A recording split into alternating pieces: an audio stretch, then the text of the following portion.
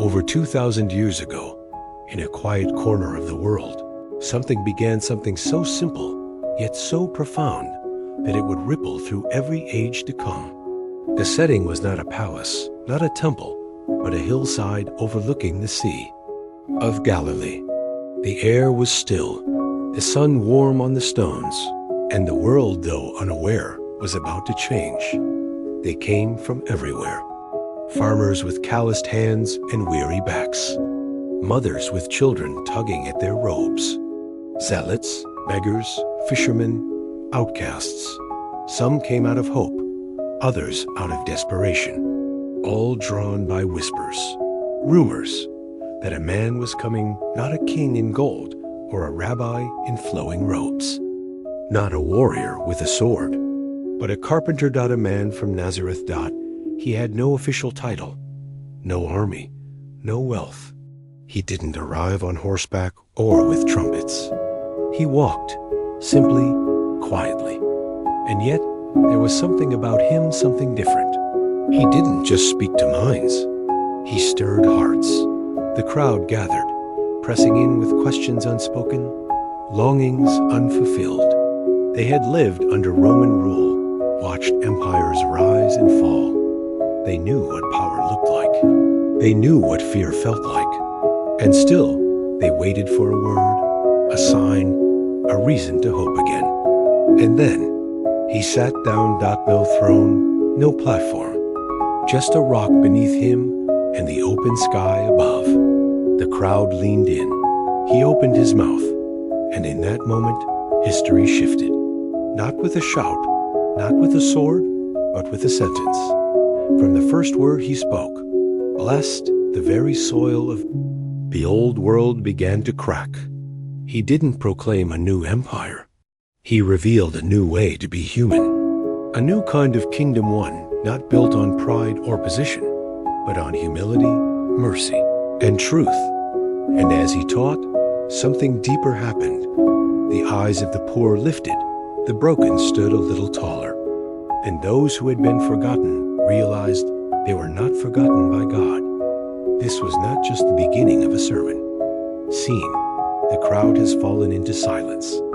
The man from Nazareth sits, no throne, no stage, just a stone beneath him, and high, the heavens above.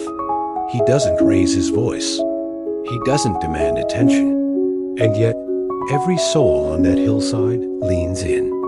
What he's about to say won't be a lecture or a religious instruction. It will be something far more dangerous. A revolution, not of swords or flags, but of hearts. And he speaks. And his first word is not a command or a warning. It's a blessing. Blessed. That one word cracked the foundation of everything the world believed about success, strength, and favor. Because the people sitting at his feet weren't the elite. They weren't powerful or influential. They were the overlooked, the ordinary. And yet, this carpenter dared to call them blessed.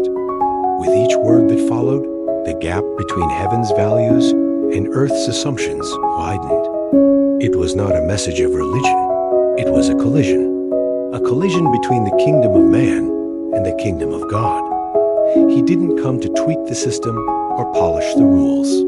He came to turn the world right side up, where the world celebrates. The proud he honored, the humble. Where power crushes the weak, he lifted them up. Where success is measured in wealth and dominance. He spoke of mercy, mourning, and meekness. This wasn't just a teaching. It was a divine declaration. The old order is passing away, and a new one is being born right here, in the hearts of those who are willing to listen. And though no swords were drawn that day, a war had begun, a war for the soul of humanity. A kingdom was advancing, not with armies, but with truth. Not with fear, but with love. This was the Sermon on the Mount, and it wasn't meant to be admired. That was meant to be lived. In their world. And in ours, blessing was simple to define. It meant wealth. It meant power. It meant winning. Those at the top were favored. The poor were forgotten. Strength was measured in influence, and success was counted in silver. But Jesus spoke and every definition began to tremble. "Blessed are the poor in spirit," he said. The crowd blinked. Had they heard him right? Not the confident? Not the self-assured? No. Blessed are those who know they need God, though spiritually bankrupt, who bring nothing to the table but their emptiness. Because in that space of need, the kingdom of heaven begins.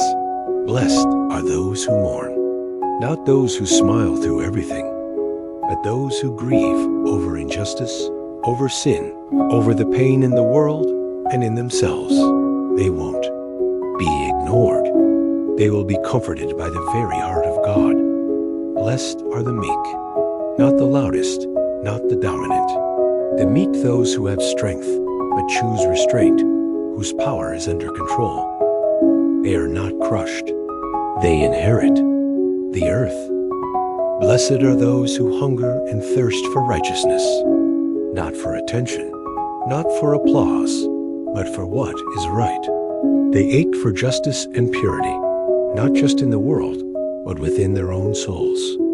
And Jesus promises they will be filled. Blessed are the merciful. In a world that demands payback, they offer forgiveness. In a world of coldness, they show compassion. And mercy, like a river, returns to them. Blessed are the pure in heart, not just those with clean actions, but with undivided hearts that long only for God. They will see what others miss, the face of God. Blessed are the peacemakers. They don't stir division, they heal it. They walk into conflict and build bridges, not walls. They are called children of God, not because they're passive, but because they reflect the Father's heart. And then the hardest one. Blessed are those who are persecuted for righteousness, not just tolerated, but blessed, because when you live this way, you won't fit. You'll be misunderstood, opposed, mocked. But that's the cost of a life that shines in a dark world. Jesus didn't just flip the script, he rewrote it. In the kingdom he spoke of, greatness isn't found in glory. It's found in grace. And the truly blessed are not the ones the world envies, but the ones God draws near. He didn't speak in riddles, he spoke plainly.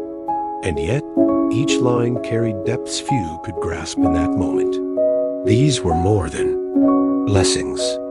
They were blueprints for the kind of life heaven calls great. Blessed are the poor in spirit, Jesus began. This isn't about poverty and money, but in pride. It's about knowing deep down that we bring nothing to God but our need. The ones who admit they have nothing are the ones who receive everything, the kingdom itself.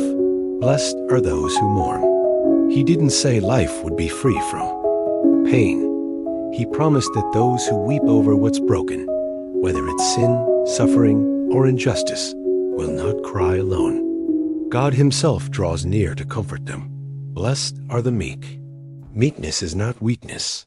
It's power restrained by love. The meek don't have to force their way through life.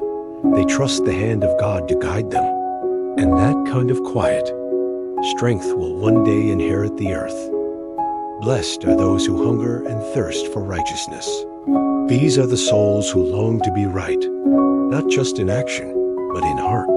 They ache for a world made right, and for a life that reflects God's holiness. Jesus promises they won't be left empty. They will be filled. Blessed are the merciful. In a culture of revenge, mercy is revolutionary. The merciful don't keep score. They forgive, they restore, they show grace. And grace will return to them like the morning sun. Blessed are the pure in heart. Not just clean hands, but undivided hearts. They chase no other gods, and in that single-minded devotion, they will see what others miss, the very face of God. Blessed are the peacemakers, not peacekeepers who avoid conflict, but peacemakers who enter the mess and rebuild what's been broken. These are the ones who carry God's DNA and are called his children. Blessed are those who are persecuted for righteousness, not for being difficult or loud, but for standing with truth and living with integrity. And when the world rejects,